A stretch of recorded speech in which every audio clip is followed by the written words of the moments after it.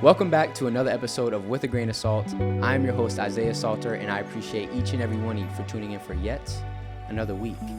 I am blessed by the presence of Miss Rachel Johnson, therapist, coach, speaker, business owner, and a plethora of other things. Mm-hmm. How are we feeling? I'm doing great today. Yeah, no, I really do appreciate you taking time out of your day and busy schedule to come sit and have a conversation with me. So thank you. I'm excited to be here. Yeah, absolutely.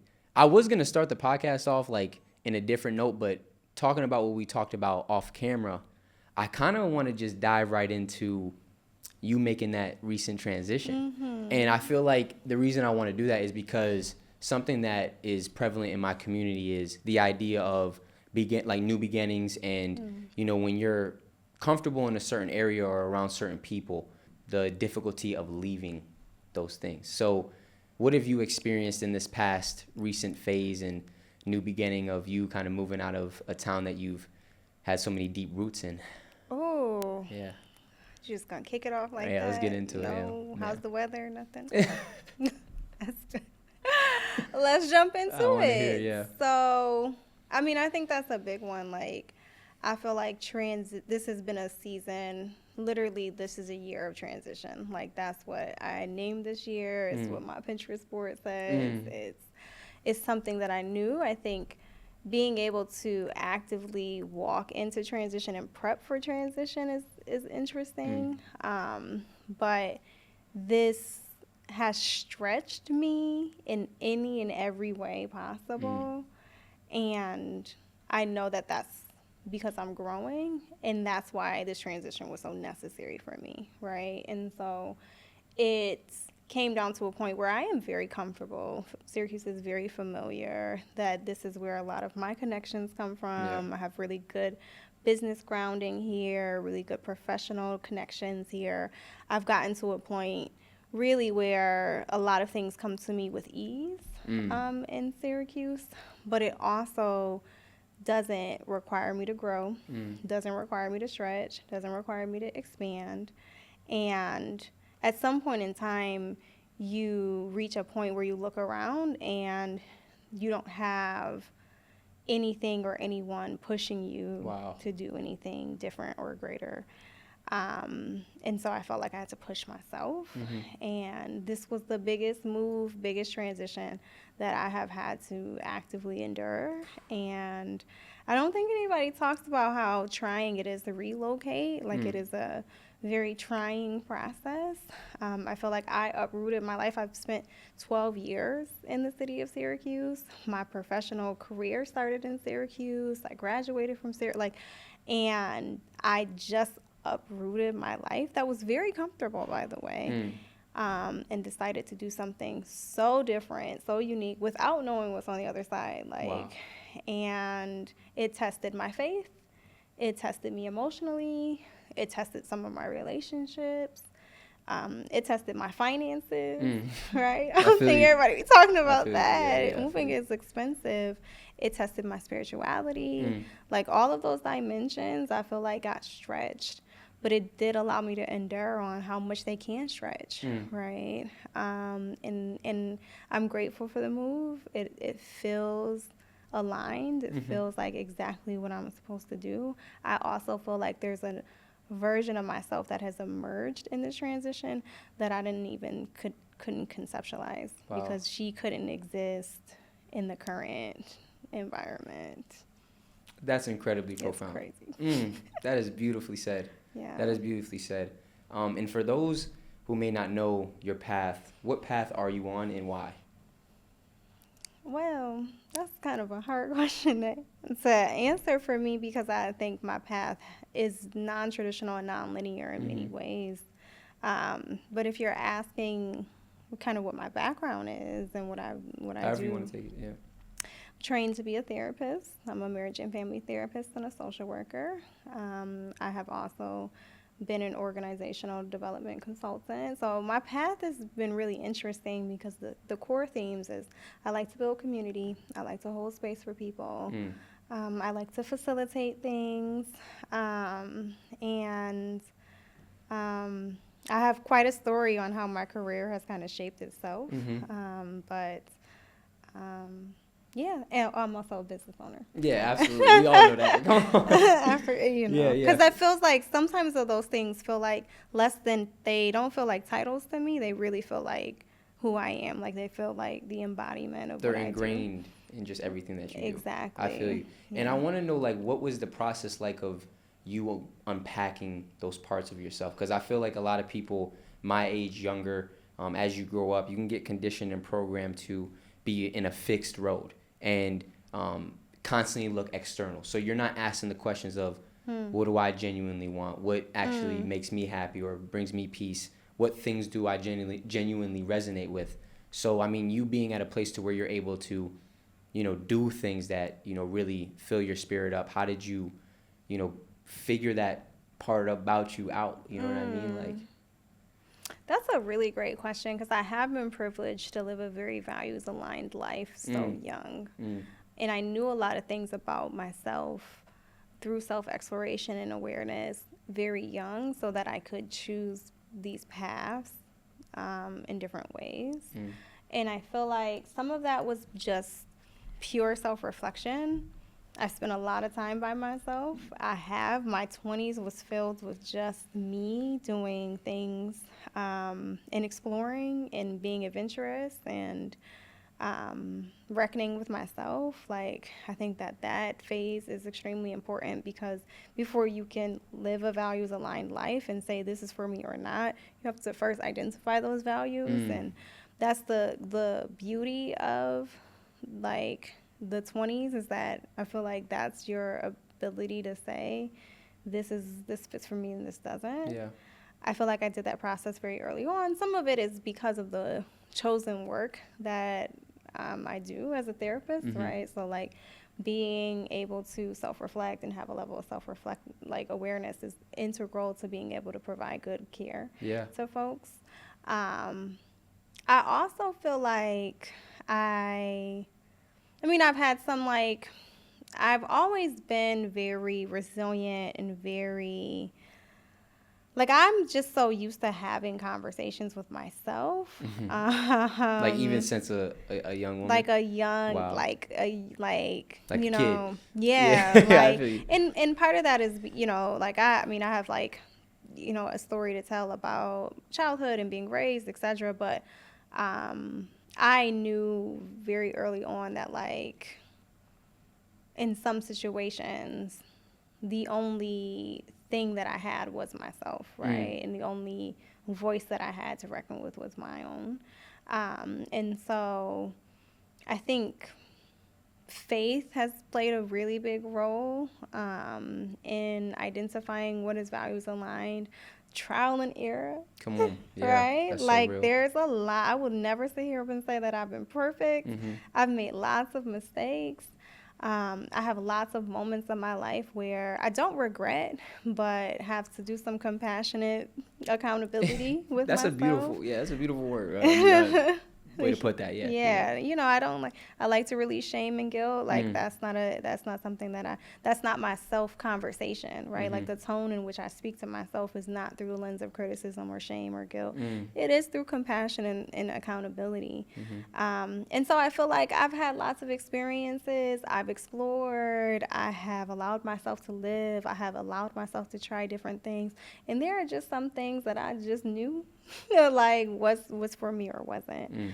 And then through that, I think I shaped this values aligned life, especially in work. And so you were asking about like people that are and different developmental points and really feeling like they need to stick to one path or stay in this very linear way. And my entire life has been a whole bunch of why nots, right? And so in a good and bad way, right? Like I remember being, told like you should just study this or you can't do this and I am just a person that's like, why not? And I'm very much a like, watch me do something different. And not necessarily to prove anything to other people, but simply because why not, right? Like, why can't I explore this thing?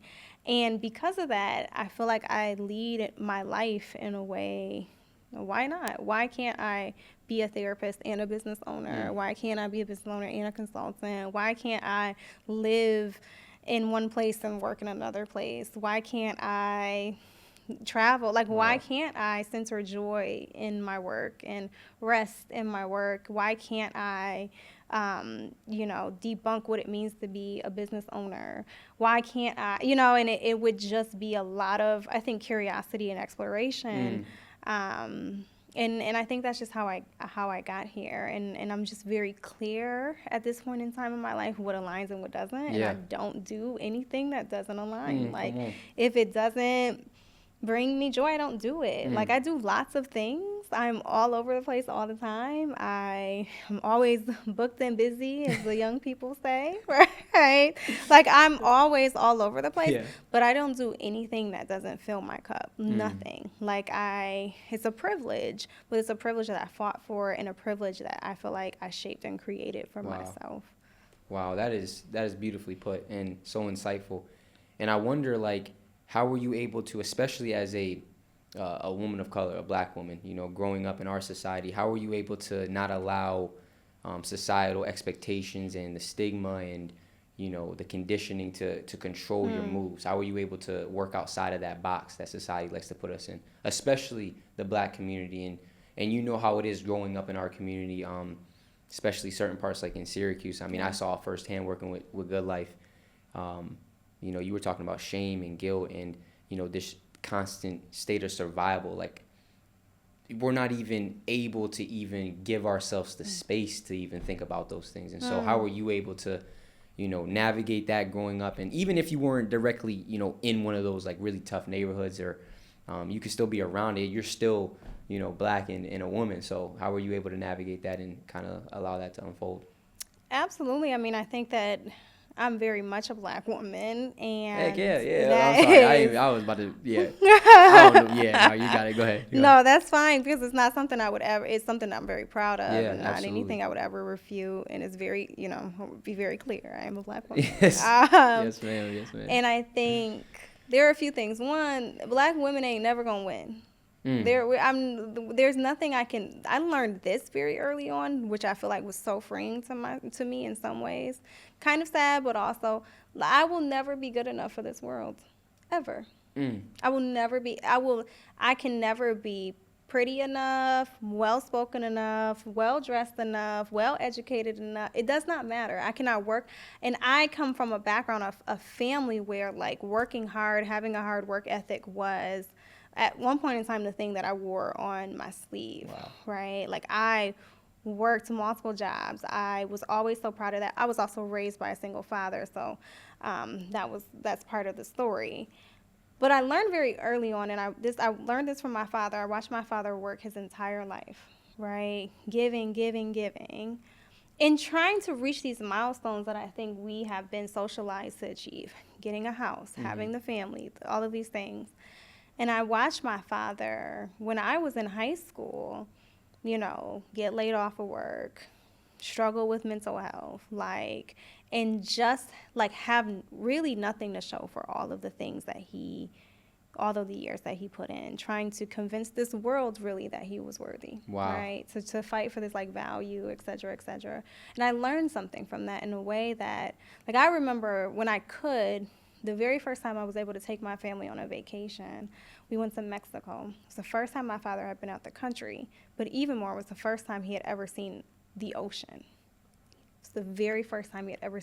He didn't want to go to it. He stayed.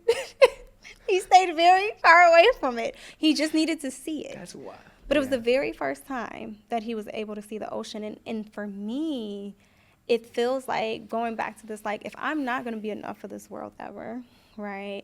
If there's going to be trauma and hardship everywhere I look as a black woman, then I'm going to choose a life, right, that is filled with belly laughs and joy and the things that set my soul on fire, right? I think at some point in time I stopped saying, I'm actually not here to validate or please, right? That, there are some things that I know about myself. I know that I'm worthy. I know that I'm enough because God has told me those things. I don't have to fight for that. And it does not escape. I'm not dismissing the realities that I have faced and that black women and black people in this world face all of the time. it is not meant to say, oh, just whimsically choose joy all of the time. It is really being able to say, at what point in time will you choose to validate yourself? Because the world will not do it for you. It won't. It will not. I will not continue to bend in this world until I break, right? Like, that's just not something I wanted for myself. And when I watched people in my community do that, not only are they broken, but the world is still, right, like giving them their ass to kiss, essentially. And if you're going to do that, I might as well have something to show for it. Like, I'm just, again, why not? Like, why can't I be able to experience this world from a different lens? Come on. I also feel like dreaming is liberation, right? So being able to conceptualize and see something outside of the current reality is liberation, right? If we continue to stay in this like cage or this world where like we don't believe anything can change or shift, you can't conceptualize anything more, that alone is the oppression, right? That alone is the thing that is keeping us kind of like our mindsets have to shift. And so being able to dream and then manifest, right, to show something different. Like, I am so blessed and privileged to be able to live a life that I never seen. I never could conceptualize that no one else could, because they didn't feel like they could achieve it, right? And so I think that spirit of why not is what helps me overcome and navigate some of those things. And because at the end of the day, the only people I care about are the people in my community, right? The only people in the world whose opinion could shape me enough are the people in my community, right? And I just believe that when you do things with well intentions and a good heart, like, you see that change and shift. And so those are the people that I lean on. I could care less about, the rest of what's happening in the world, because I feel like it's almost like confirmation bias. If we think the world is dark, and it is a dark, scary place, but we think that's all, if we think that's the whole picture, then that's all we will look for. So and that is all that we will attract, right? And so I also believe that there's joy that exists in this world. I also believe that you can find mindfulness. I believe that you can have health. I believe that you can have healthy love. I believe, like, some of the things that it's hard to see because it's not what you see when you look around your environment. There's this deep knowing and deep faith and believing and dreaming. Like, I also too believe that because I exist, there are people like me that exist, right? And so I think, like, God has shown glimpses of evidence that something else can be created, and I think it's that energy that kind of you have to transcend your current reality in some ways. Yeah, absolutely. Dreaming is liberation. That is beautifully put. Oh my God, that is beautifully put. And what, working with, your community and doing the work you do, what are some, major things you see come up that a lot of, people in the Black community really struggle with, and you really try to help them to navigate, whether it's mental health, emotional well-being, limiting beliefs, whatever it is, energy shifts, any of that stuff. Like, what are some of those, most predominant things that you see in the work that you do? I mean, I think all of it. I think, yes, mental health, but mental health is so much more than I think we, like, pin it to be. I think at the end of it, everybody in this world is trying to reckon with, like, who do I want to be? Who's the best, like, aligned version of myself? What do I need to learn or unlearn to shape who I am in this world? I think there's lots of shame and guilt work, a lot of socializing. Like, one of the things that I love the most about working with the Black community in this, like, mental health and wellness field is that we get to do a lot of, like, history lessons and a lot of coming out of our current reality and looking around and saying, yes, as a Black woman, of course you struggle with self-love, this concept of self-love. Everybody's telling you to love yourself, but if we really look at historical and contextual influences, it's been reinforced over and over again that Black women are not lovable, that Black women are not beautiful, that, like, and so we try to make this an individual journey, and it's so, I think, empowering to say, wait a second, these are systems that are designed to say, like, of course, generations of slavery and Jim Crow laws and, like, right, like, of abuse, of neglect. And then we are sitting here and you're in my therapy office crying because you feel like you should be able to love yourself and you can't. It's like externalizing, right? So doing that work to say, like, some of this stuff is not your own to be carrying, and because it's not your own to be carrying it, you should do that in community, right? And so, like, helping people feel like, again, some of that shame and guilt is because people are also trying to do this work in isolation. Yeah. They're doing it by themselves. Right. They're doing it because they feel like there's something wrong with them or they're broken.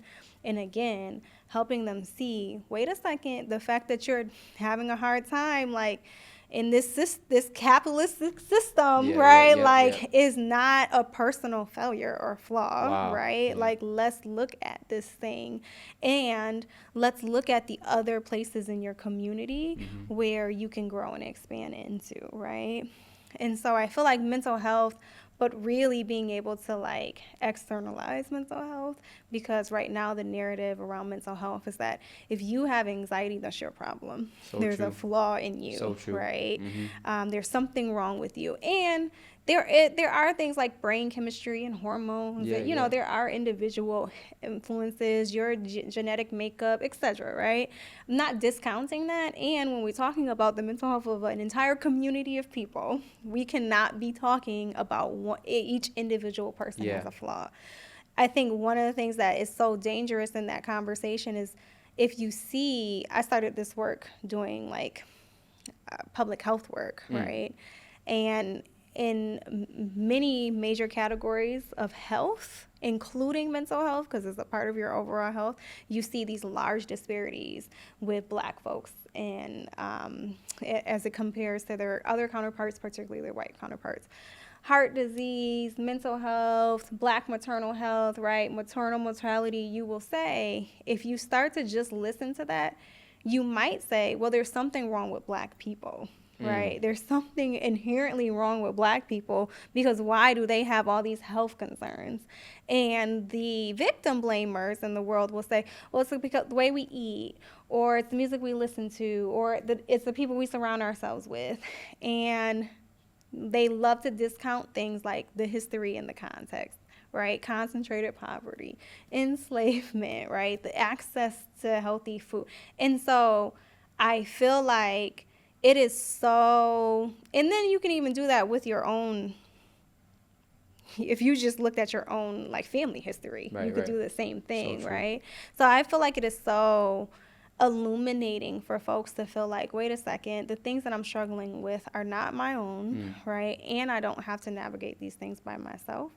And I'm a part of a community. One of the reasons why Black folks feel isolated is because there is, like, the systemic disenfranchisement, right, of community and what that means, and et cetera, et cetera. And so I feel like externalizing mental health is a big piece of this work, and then building community. So at Half Foot, Half Holistic, we believe that people heal in community, right, for some of the same reasons that we just named. And so I notice a lot of people just struggling in isolation. And so shame, guilt, isolation altogether, it's a crazy playing ground, right? Like, you can find yourself really struggling and doing that by yourself. And it becomes the breeding ground for having bad sleep or having not great relationships or all of these things. And so I think underneath, like, people say anxiety, depression, like, there's these layers underneath that, and that, like, bringing some attention and calling some attention to that is really helpful and powerful. So, yes. That's awesome. Yeah, do you want to touch a little bit on, what Half Hood, Half Holistic is, and where did that vision come from, and how did that get birthed and put into fruition? Oh, that's such a good question. Let me just put my phone on Do Not You're good. Disturb. Yeah, no worries. I don't know who this person is calling me. Okay. What is Half Hood, Half Holistic, and how did that get birthed?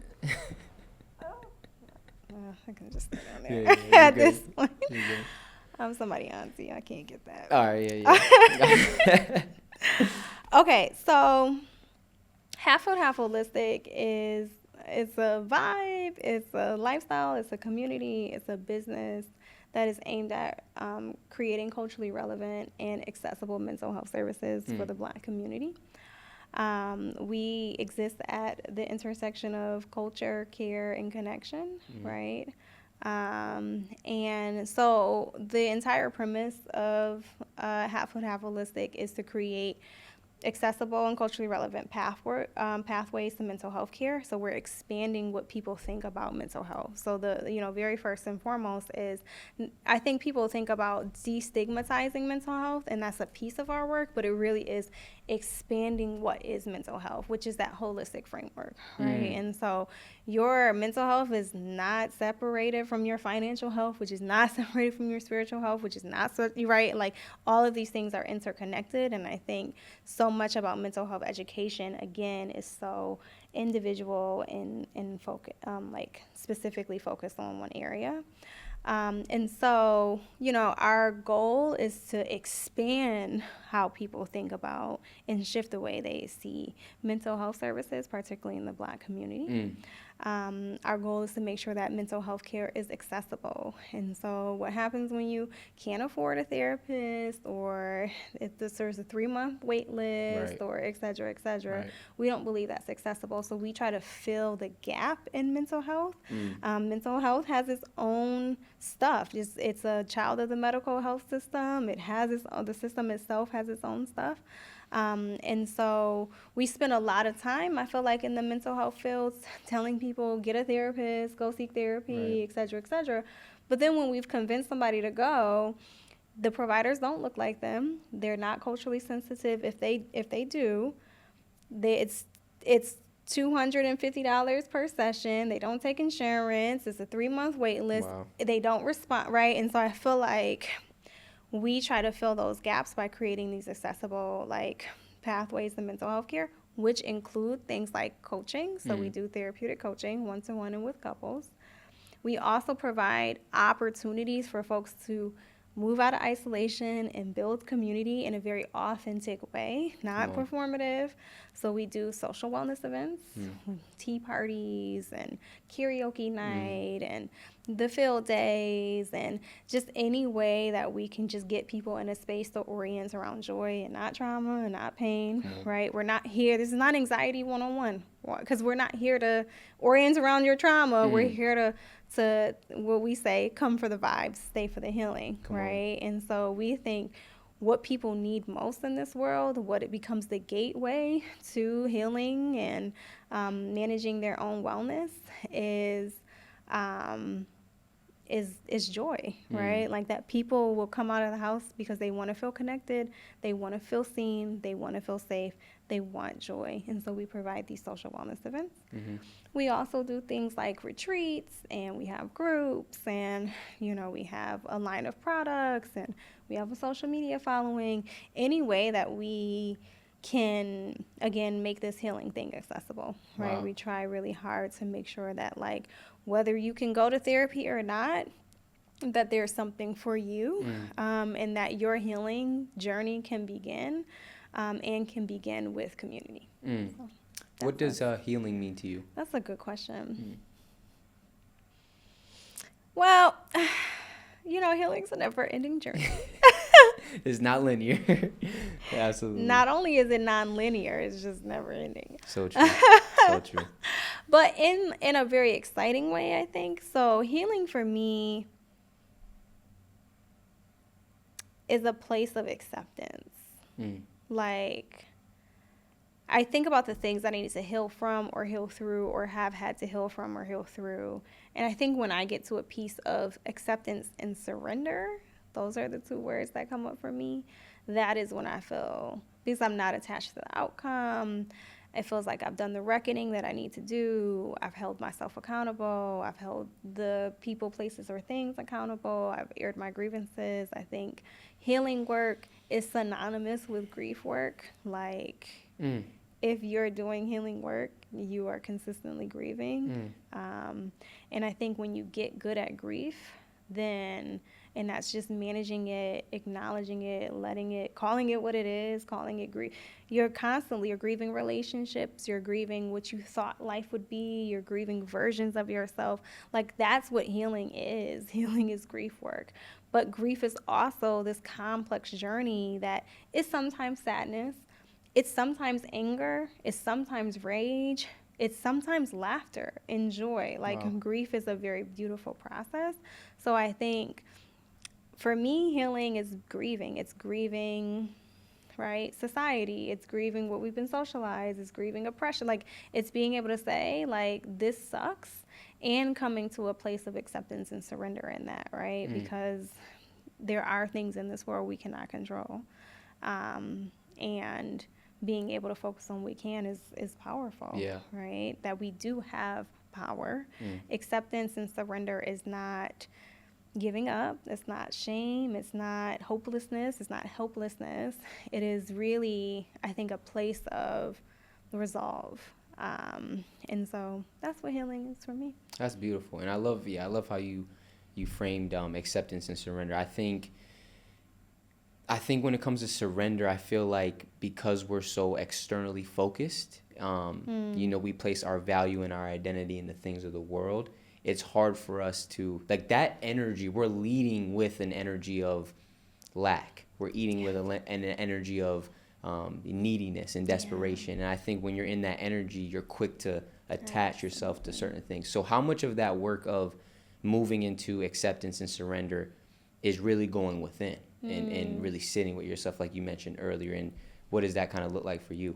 Yeah, I mean, I think all of that. I mean, I think a good amount of that, because what you're saying is that, like, we are consistently on this journey or this hamster wheel to seek validation externally, right? Always. And that, like, even we're looking at someone else to say you're healed, right? Or you're like, you're done now, or right? And in some ways, it really, even when I work with clients, it is about being able to turn that energy inward, and you're not coming to a therapist for a therapist to say you're doing something right or wrong, right? Or like you're healing or you're not. It's really being able to be in a space where folks are witnessing your own journey, right? And like reflecting back what they're observing from you in your own journey, because at the end of the day, you're the only person that can do that work, right? And so to get to a point of surrender, of acceptance, I think you have to stop chasing this validation that's external. And everybody wants external. Like, the world, we learn about who we are through the world, right? Like, so we learn about who we are, what we like, what we don't like. And that's why I feel like this healing work is just learning and unlearning all the time, because we have to come to those points where we're reckoning with, what is it that I was given that I don't want anymore, right? That doesn't fit me anymore, that was placed on me, and I want to shed that.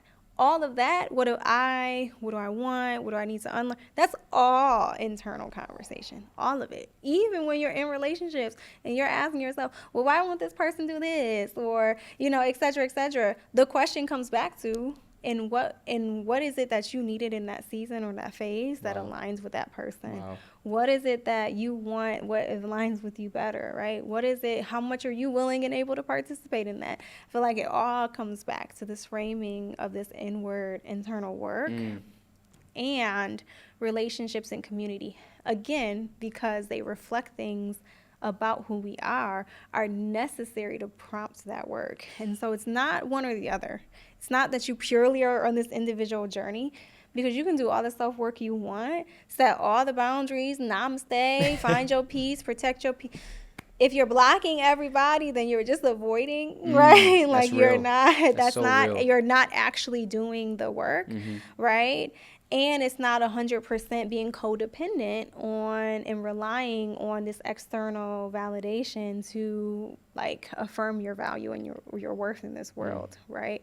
It's not, it's a both and. It is consistently. You will be in seasons in which you have to do some self-work and some isolated work, and you will be in seasons where you're going to be pushed to do work in community and relationships, because our entire life is relationships. So good. And so I think it is both and I think there are periods of time where sitting with myself has been, like, extremely necessary and healing. I also feel like I'm very comfortable sitting with myself, and it allows me to avoid and sometimes escape other areas of work that I probably need to be doing. Yes. Yeah. Yes, that's beautifully put. And that is a very big point. What I'm getting from this idea of healing is it's like the essence of who we actually are and what wants to express itself is already within us. It really has to do with removing everything that ain't in us. Huh.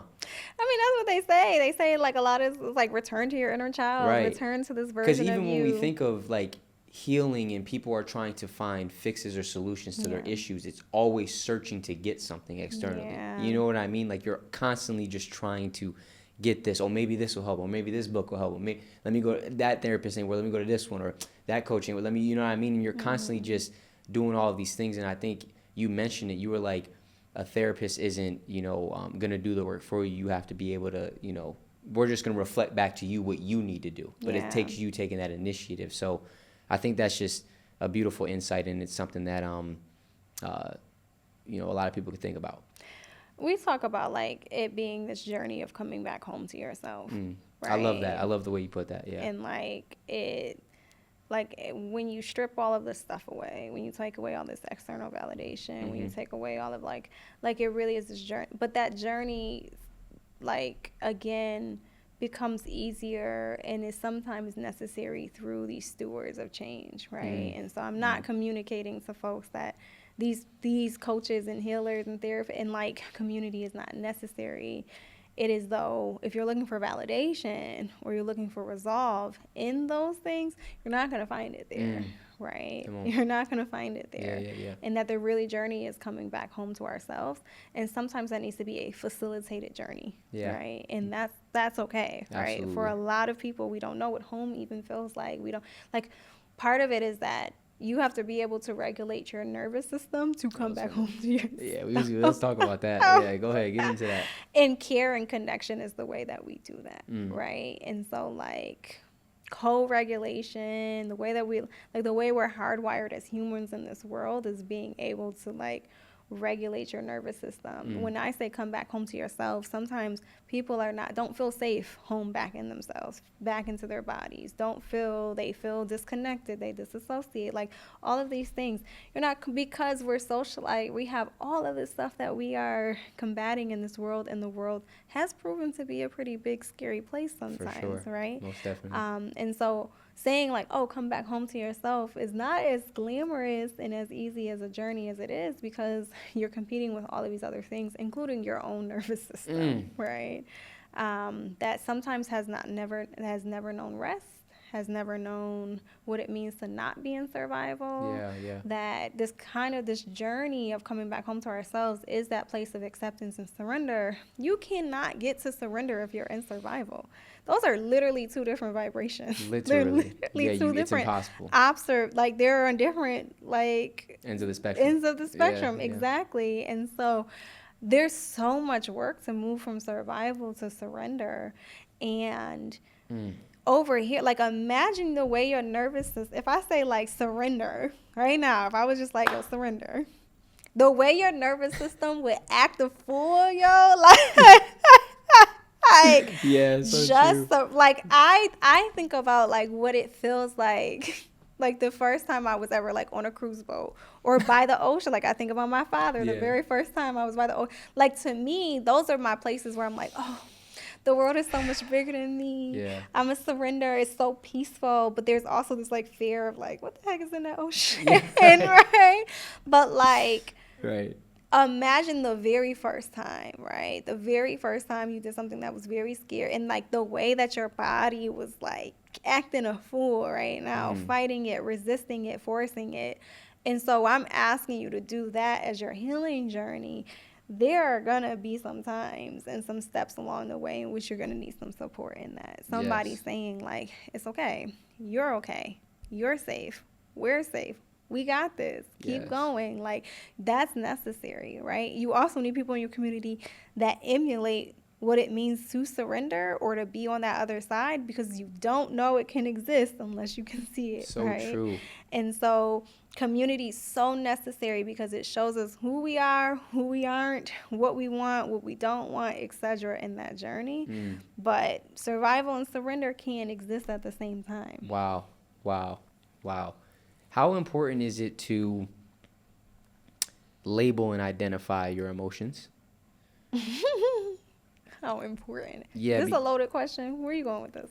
No, because I want to talk about, like, when I think about emotional regulation and regulating your nervous system, the first thing that comes to my mind is understanding what you're feeling. Right. You know what I mean? And so how important have you seen in your work for people to be able to identify what they're feeling, to label what they're feeling, even if it's unique to them? Because I feel like two people can feel anxiety, and it can be in different parts of their body. It can feel different for two different people. And so, if I say when I feel anxious or when I'm feeling anxiety, I feel a tightness in my chest. Or another person says, no, my breathing gets really quick, or you know what I mean? Like, then if we have this idea of like anxiety just being one thing linear, then they might think that what they're feeling, if that makes sense. It's like, so how important is it to label and identify what you're feeling, and how unique is that journey? How personal is that journey?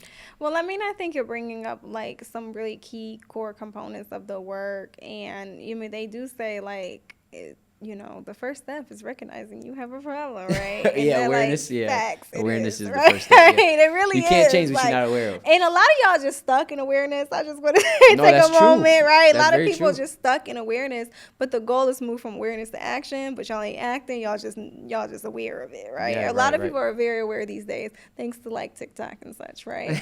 Repost, go right back to what you did. That's so true. Like, I've been there too. I ain't gonna act like I haven't done that. Listen, I've been there. The people can tell me what they struggling with. Oh, I seen and diagnosed them stuff. Oh, you're real aware. What are you doing about it? Well, all right. And that might be the part of the journey that people need support in. Yeah, absolutely. But you're talking about emotional identification, which I think is one of the first steps. Yeah. It's even the things that we work on with young people, right? Like co-regulate, like it's naming your emotions, right? Which is really important, because we have a spectrum of emotions. We, it's not just mad, sad, bad, right? This says is I feel some type of way. That's not even emotion, right? Like, and so being able to bring voice to your emotion does a few things. One, it communicates in relationship and in community what's going on for folks, right? It forces you to slow down and articulate. In order to communicate your emotion, you first need to be aware of what's going on, right? And what's signaling that, because emotions are tied to sensations, as you're talking about, right? The other thing that it does, though, is I'd like to say, like, we all have emotions. We all have a spectrum of emotions. All of our emotions serve a purpose. Okay. Every single last one of them. They're trying to communicate something to you, right? If you're anxious, then there's some sort of fear or maybe excitement or nervousness that's underneath that. It is communicating to you. The emotion itself is not, there's nothing wrong with the emotion itself. Right. Emotions just are. They are a vehicle that communicates something to us. Sometimes, this is what I like to tell people, it is like the alarm system in your body, right?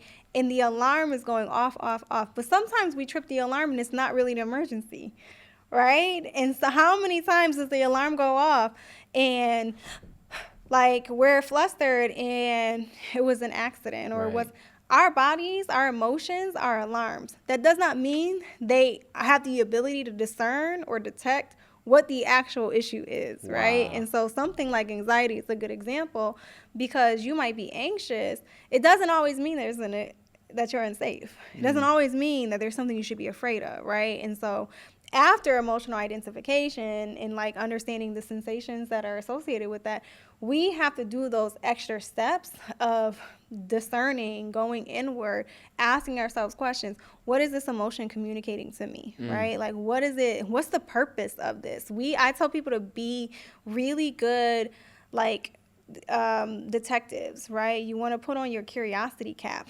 Our problem, particularly in the Black community, is that we interact with our emotions through a lens of judgment. We have sorted and ranked emotions good emotions, bad emotions, right? And so when we experience emotion that we think is bad, we don't experience it, we push it away, we avoid it, et cetera, which then means we're not associating with the sensation in our body. We're also not asking it questions, right? We're not saying, why am I angry? Why am I sad? Why am I anxious? What's going on? What do I need to do to make myself feel better? We're not asking any questions. Why? Because we said that's a bad emotion. We're going to shut it down, right? It is very normal to live in this like spectrum of emotion all the time. Everyone has emotions, and all of our emotions serve a purpose. We have to understand the range of emotions. It may not be sadness. It may be isolation. You may be feeling isolated, right? It may not be anger. It might be rage. It might be irritation. Those are all different things, right? And so equipping and expanding your vocabulary, I think, gives you a freedom to tell a different story about what's happening with yourself, right? It is telling you a different story that you then can take back and say, what do I want to do about that? Wow. Right? It gives you the power to not only articulate to other people, but to say, what do I want to do about this thing? Emotional identification is really key, but it doesn't come without these other steps of asking questions. And then that's when you can lead to action. What do I want to do about that? Right? It's like, well, how do I want to engage? And for folks that have two sides of the spectrum, survival or not, fight, flight, freeze, 0 to 100, you haven't built in what they call this window of tolerance. Some of these bad emotions that we continue to shut down, the more we shut them down, the less in control of them we are. Wow. Right? We can't control our emotions. Our emotions are controlling us. Wow. Yeah, that's so powerful and profound. That is so powerful and profound. I mean, I immediately go to, growing up as a man. You know what I mean? We're not taught emotional regulation. We're not taught emotional awareness. We're taught that all of these different things are, weak or feminine or, girly, whatever it is. And so we just take it, we bottle it up, and we push it away. And then that begs the question of, why are so many relationships not able to? Because where does it go? It didn't go right, nowhere. because if a man, and I feel like as a man, that's something that really lacks, is the ability to hold space for your woman to feel safe and express her emotions. But if you're not able to do that with yourself, you're not going to be able to do that in a relationship. Come on. And then what's she going to do? You know what I mean? It's like, and dang. I feel like one of the like, things that's really key, I've had, we're going to talk about my dating life for a second, but like Let's get I into have it. dated people that think, like I think men in particular, black men in particular, think that like creating that space or showing up in some way, like if you are not regulated yourself, you cannot help me regulate, right? If you are unsafe, you cannot make me feel safe, even in your best attempts to do so, which is why I think, we could talk all day about socializing as a provider and protector and socializing as a caregiver and nurturer and et cetera, et cetera. Lots of context and history there for black relationships. But really, at the end of the day, even in our best attempts, even in the best attempts, if you try to show up for me and you have not done your work, you have not done your exploration, you are unable to regulate your own stuff.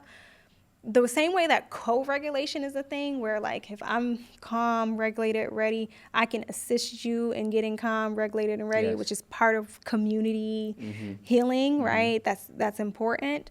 If I mirror that, the same way that if you're dysregulated, you can signal back to me, I'm unsafe, right? And so like in a space of you're trying to regulate me, but you ain't regulated your stuff, that is not a great place to be, right? Yeah. And unfortunately causes a lot of what we call ruptures and disruptions in relationships.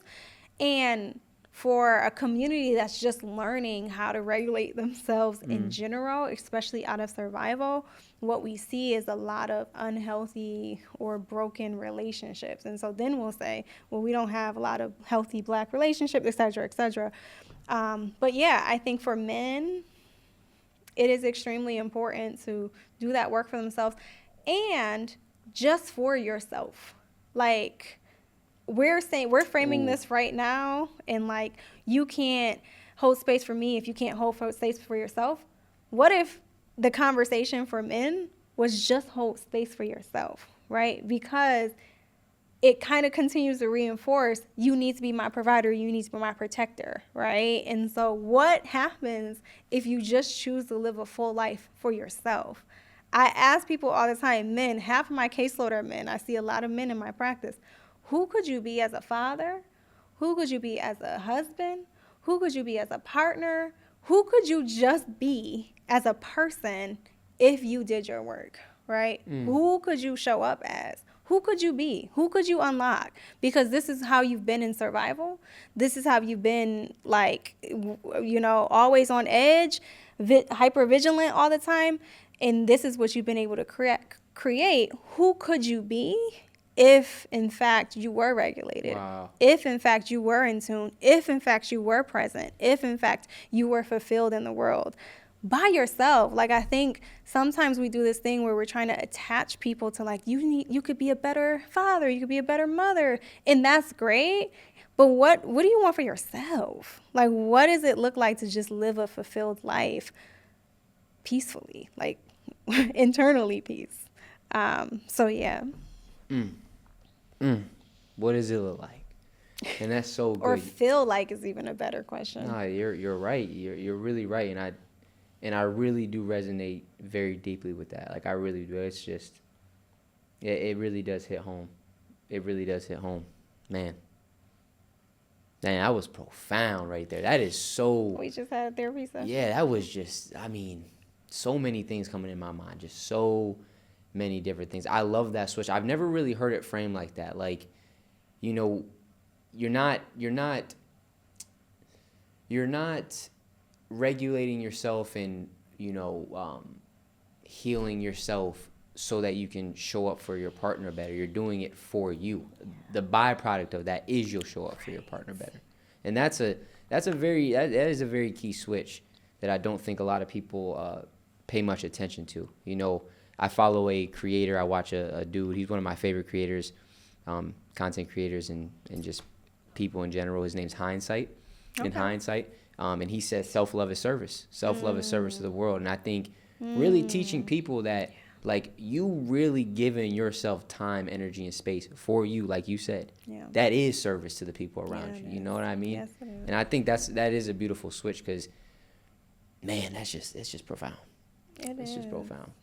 And I think, especially in a world or in a space, again, I think the theme of our conversation so far has really been, like, dreaming is liberation, doing things that you can't conceptualize. What it also does is it unlocks, like, when I think about how one shift, like, in marriage and family therapists are what systems thinkers is what we're called, right? And so we're trained to see one change in the system will have ripple effects in the rest of the system, right?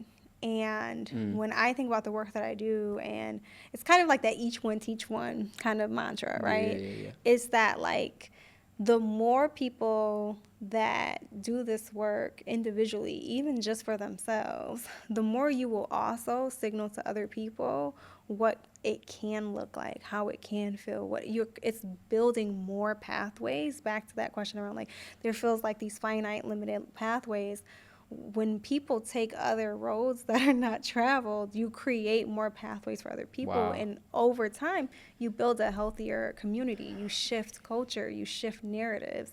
And that's what we believe we do. We do this, like, little ripple work over here in hopes that people will expand what they think about mental health with Black communities, Black love, self-love, like that this little bit over here is supposed to create this domino effect, right? It shifts the system. It shifts culture over time. And you have more babies being birthed with regulated nervous systems and bodies, and you have more children being raised with regulated nervous systems and bodies, and you have more people existing in relationships that feel aligned and not out of survival, right? And what could we do as a community, right, if we did some of that reckoning work? So good. Yeah. J. Cole has a lyric. That's and he my says, baby. Yeah. I love it. J. Cole called me. Yeah. And yeah, let me get you on the podcast too, so it's a win-win. Yeah, you call me first. Okay. Alright.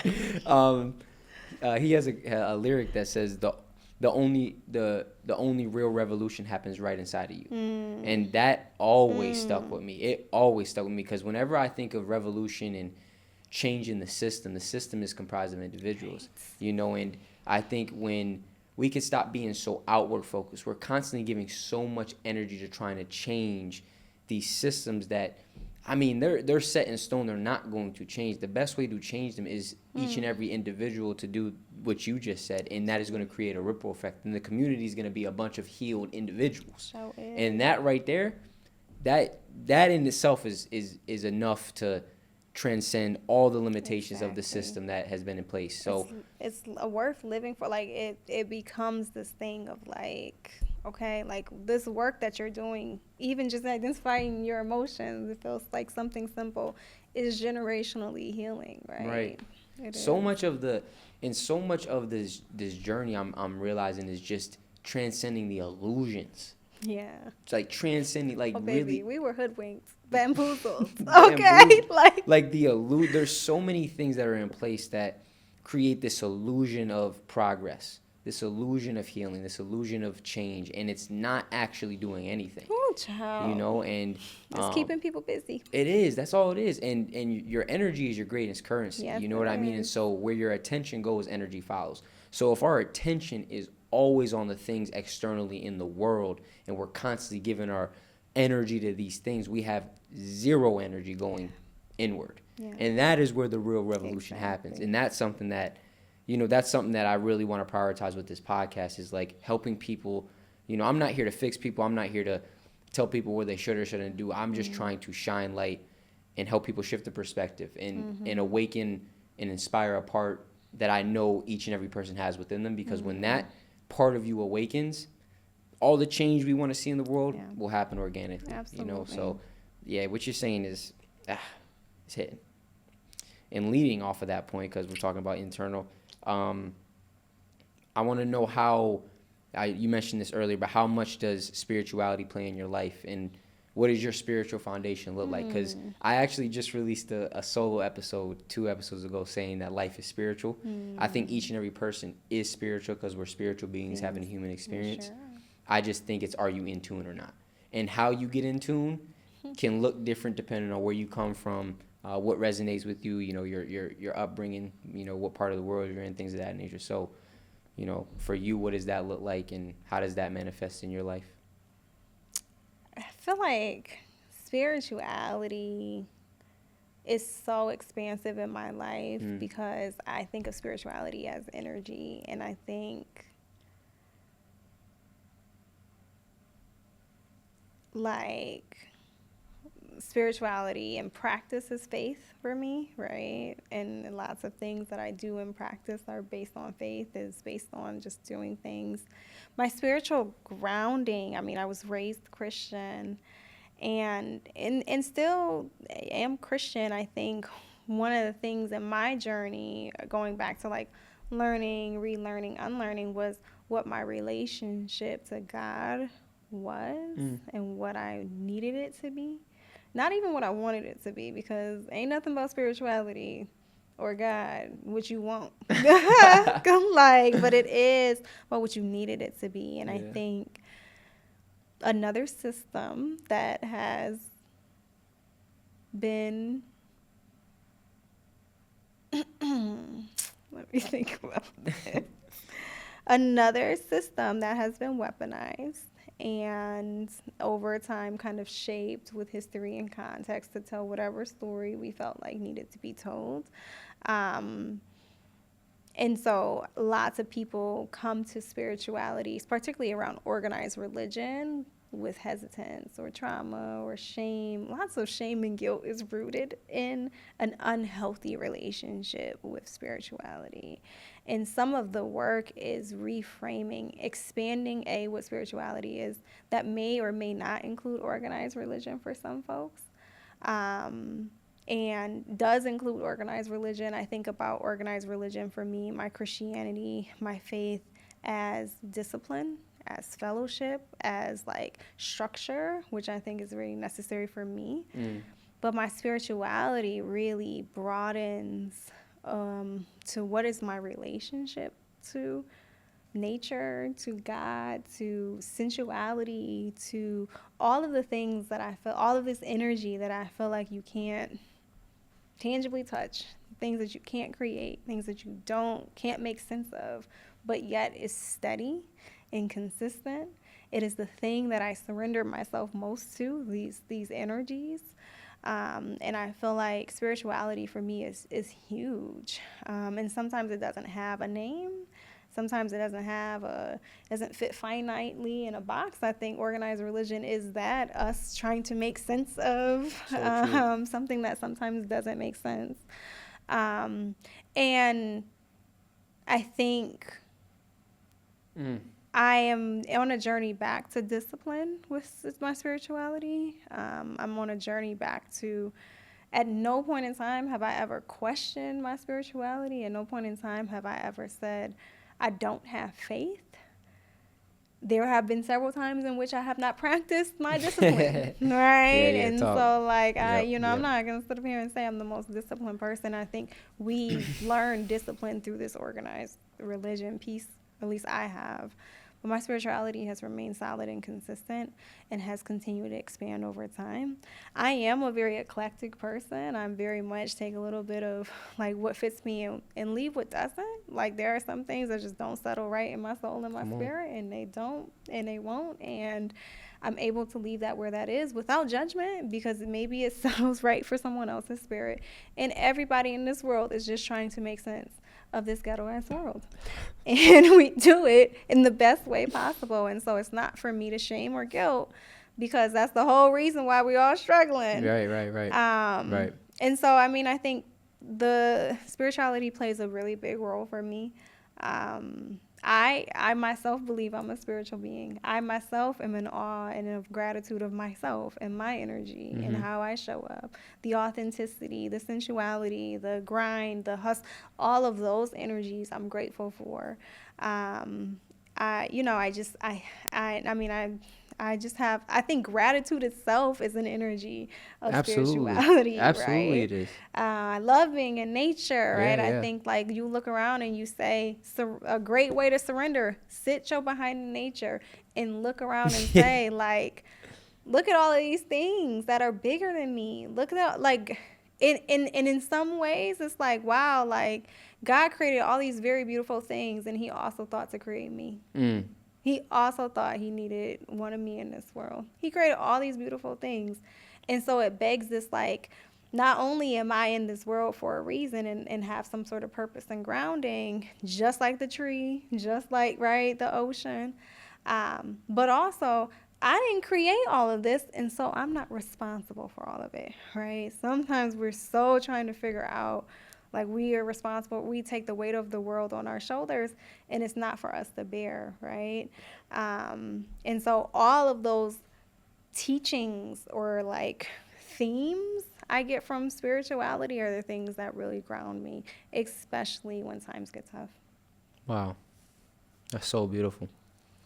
It really is I feel like spirituality is meant to be open, take life with a grain of salt, literally take life with a grain of salt, and yeah, you already know. Yeah, we got that. But it's so true. And I think that's what causes so much disconnection is trying to fit spirituality into a box, And it because doesn't always fit. it's not, I don't think it's meant to fit into a box. And I think there's, like you said, there's structure, right? And then there's a box. You know what I mean? You can have structure, right? And that's where I think religion can be a beautiful thing. It gives you structure, it gives you guidelines, it helps you to understand your path better. Yes.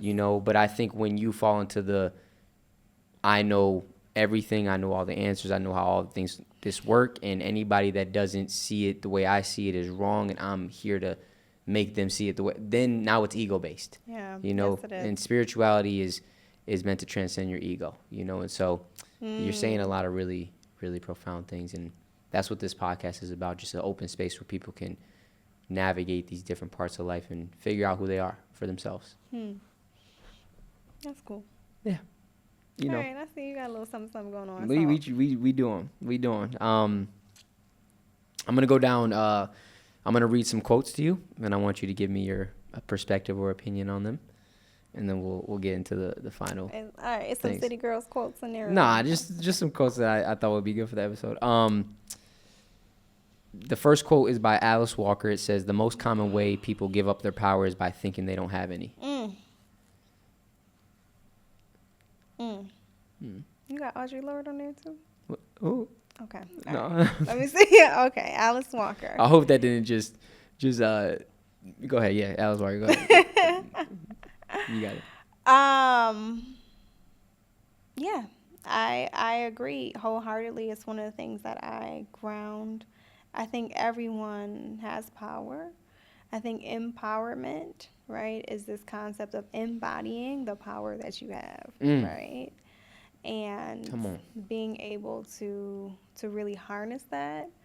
And I think that the moment you believe you can't, the moment you believe you don't, that is the moment in which you release or surrender that power, right? And so a lot of empowering work should be helping people embody the power they have. I think we got this whole empowerment thing off. That's so good. I mean, that's it right there. You know, we were talking earlier about knowing your history and the systems in place and all these different things. Specifically the Black community, all they have done, all the system has done is take the chains off from the wrists and the ankles and put it on your mind. You know, because you can give somebody the exact answers and everything that they need, but if they don't believe it's possible for them, it won't happen. You know, and so I think this system is constructed in a way where it makes, you know, people in general, you know, a lot of people in general, because that's also the illusion. But people in general just believe that they're not worthy, they're not enough, that only a select few of people are blessed or lucky or, you know, chosen. And, you know, I don't take that indoctrination, and I never will. And I'm going to constantly push for people to understand the power that they have within them. You know, because we are all expressions of the divine here on earth. And I think when you tap into that, you'll feel that empowerment that you were just talking about. Absolutely. Truly, I do. You breath in your body, you feel the Come power. on. Like there's literal power. Literal. Like you could put your hand on your chest. You could feel that. You know how much power it takes to push that blood through your body? Like literal power. That's profound to me right there. Carl Jung says, "I am not what happened to me. I am what I chose to become." And I know you were talking. I know you were talking about a little bit of your upbringing. We don't have to go in depth, but I feel like you know, everybody has a story and everybody's had things done to them. So, yeah, what does that quote make you think of or feel? I think I think in some ways I'm not what's done with me. I think there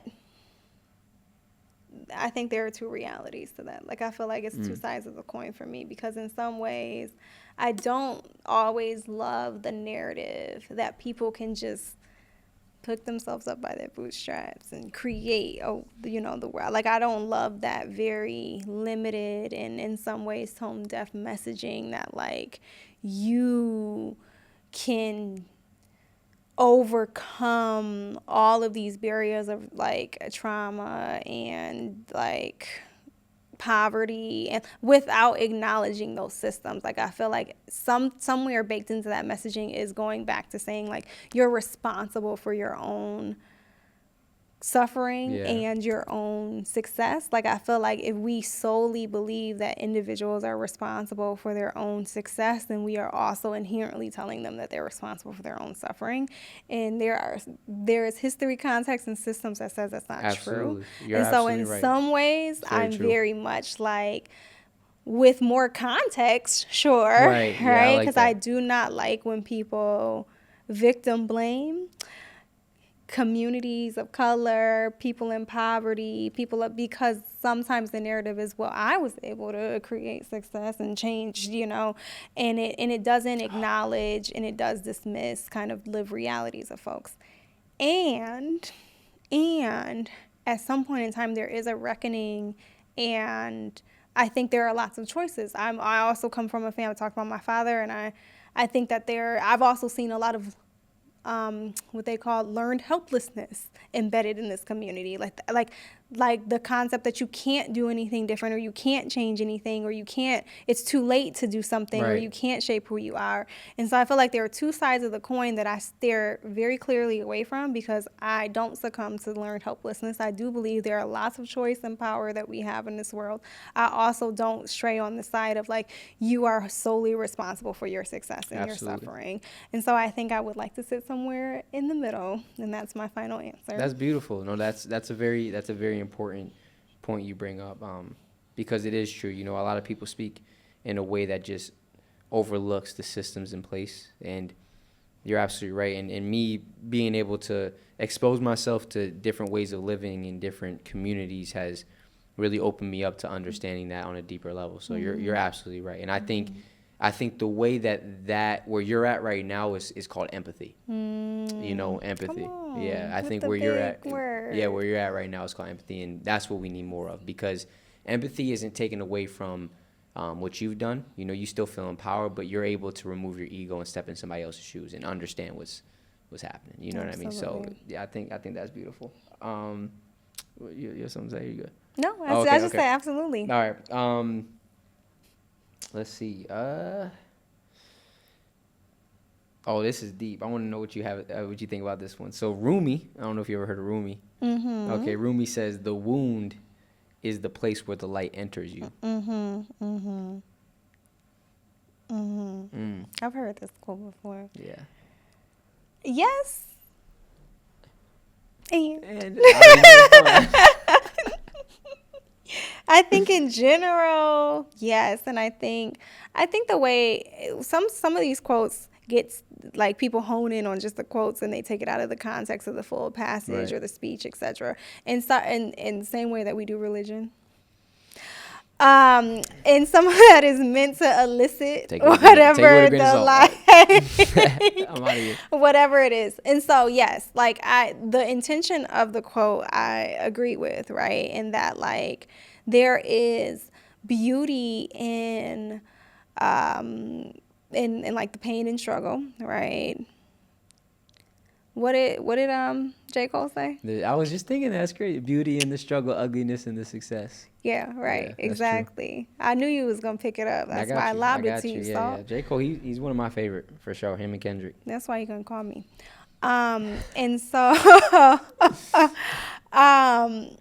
yes, and I think there's also so much beauty in like this concept of mosaic art, right? Is that like it's in the fragments in which you can create a new masterpiece, right? I've never heard that. That is beautiful. Oh yeah, yes. That's beautiful. Wow. So mosaic art is essentially like, right, like you can smash things. There's lots of like cultural references that I'm not going to be able to speak to at this time, but like you can smash plates and you put them back together and you create a new masterpiece, right? And so like this quote from Rumi is really saying that like there is beauty that can come from these struggles, these hardships, this pain, and in some ways, right, it is through our most vulnerable and our most like sensitive times that healing happens, right? That love enters, that gratitude can shine through. It's sometimes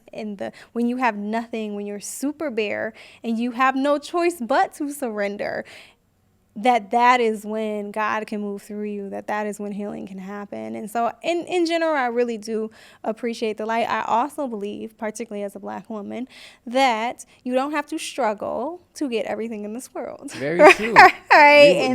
Like we don't do struggle love. I don't have to have hardship also to find the beauty to get to this place. And so I think it's a both and, that in some places God is going to rip you bare and bring you to the bare bones to show you what beauty can be. And that's where gratitude comes to exist, because you can be grateful for what feels like the smallest thing sometimes. I also believe that life can be beautiful without hardship. And so sometimes we do this trauma, what they call trauma porn or struggle porn, where we like really, really as people like gravitate towards and regurgitate stories of struggle, pain, trauma, struggle, pain, trauma. Correct. It's like all of the TV shows around Black people, all of the movies around Black, like that. Like sometimes it's just like, can the sister get a break? Is there a movie where she can just have a nice, loving family and there's no hardship? Like, because that can be people's lived reality too. And if we don't show that and we don't continue to like expand on that, then people will believe my life is supposed to be full of this hardship, pain, and struggle.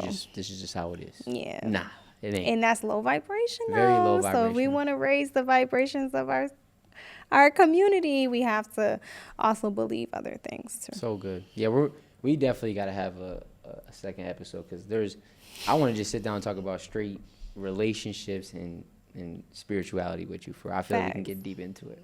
Facts. Okay, so now we're going to move to your final grains, which are the 5 quick final questions that we finish off with. Okay. So these are your 5 final grains, Rachel Johnson. If you could instantly master... I go by Rachel J. Rachel J. Okay. All right, I got you. All right. It's good to know. It's good to know for everybody if you see her, Rachel J. If you could instantly master one skill, what would it be and why? Is this supposed to be quick? It could be whatever you want. Okay. Yeah, it could be whatever you want. Like, is this like more in time? Whatever. Instantly master any skill. Yeah. Instantly. Oh, there's so many. This is a skill, by the way, not a superpower. There's a difference. You don't say like invisibility or you know what I mean, but it's teleportation. But yeah, I might add that next episode. But yeah, go ahead. I would play a musical instrument. Okay, no, is it cheating if I say I would be like multilingual? Because multiple skills, but I would learn multiple languages. A skill is learning multiple, because there's people. Oh, like I can just pick up language. Yeah. Okay, let me do. That's a great one. Yeah. Yeah, I would do that too. If I could just pick up any language, I would do that. That's too. The skill. I would do that too. Facts. Yeah. There's a dude I follow on TikTok who literally just walks up to people, "What's your language?" and he can speak it. It's insane. Yeah, it's insane. I would be him. Like, I'm talking every language you could think of. That's what I'm like, bruh. Yeah, I would do that too. The way I would move around this world, y'all wouldn't be able to touch me. There would be signs. Okay. All right. Your grain number 2 is, what's one perspective or belief you used to hold but have now outgrown?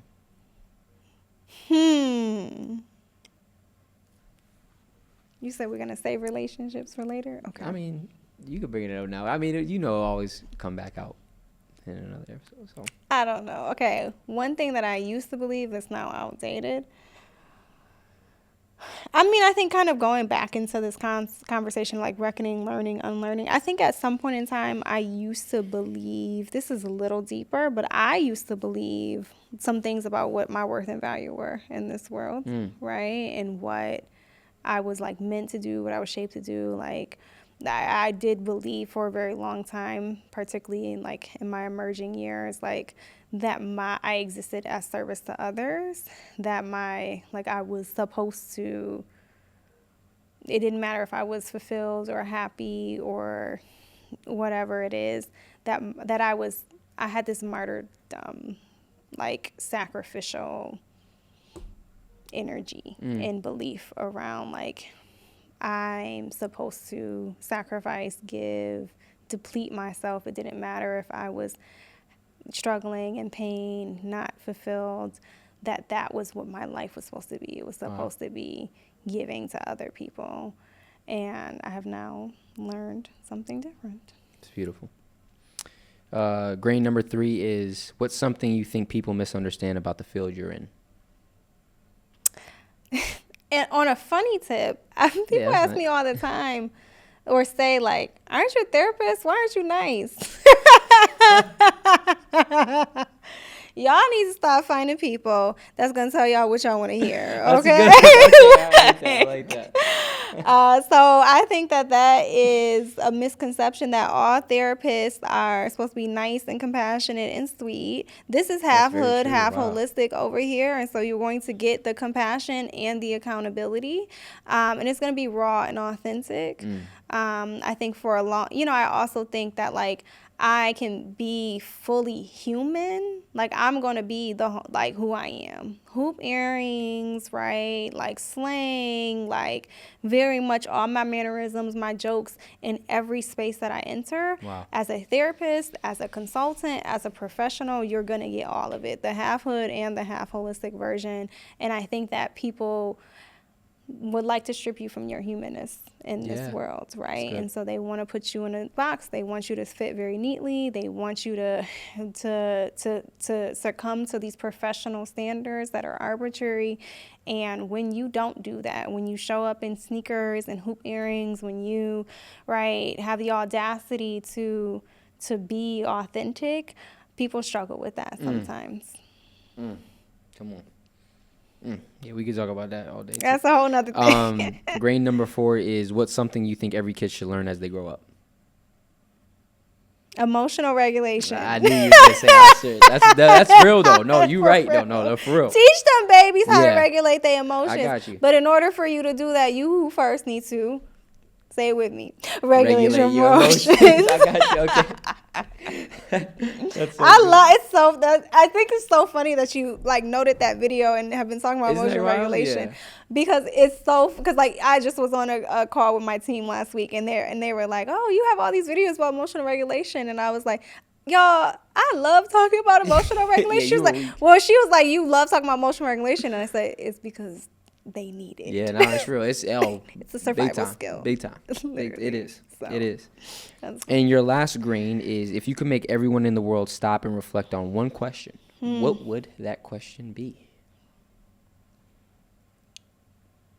Who is you want to be in this world? Thank you, Rachel J. Period. For today's episode. This was, for real, a blessing, and we're definitely going to have to get you back on the podcast. I feel the synergy. I feel the chemistry. Thank you. It's good vibes. Yeah, of course. Appreciate you. Thank you. Isaiah, that's what they call you? Yeah, I mean, Isaiah, Salt. Yeah, they call me Salt. Yeah, they call me Salt. I'm not going to call you Salt. It's fine. Yeah, it's cool. You know Isaiah. It's cool. No, thank you, Salt, for having me. This was great. Yes, ma'am. All right. Deuces, y'all.